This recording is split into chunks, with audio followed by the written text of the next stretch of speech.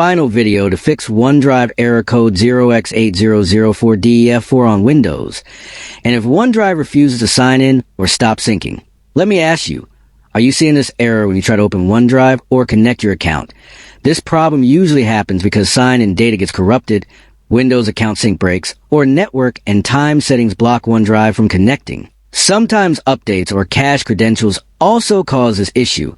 Many people search YouTube or social media and find long videos with confusing command lines, risky account removals, or steps that feel hard to understand.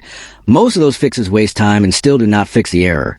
But on Rexis, I focus on simple and clear solutions anyone can use. Now here's my secret easy trick.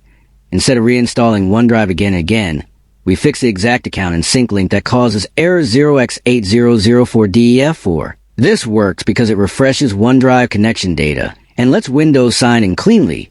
The method is fast, safe, and does not delete your files. Once you apply it, OneDrive signs in normally, syncing starts again, and the error disappears. I tested this fix on multiple Windows systems, and it worked every time.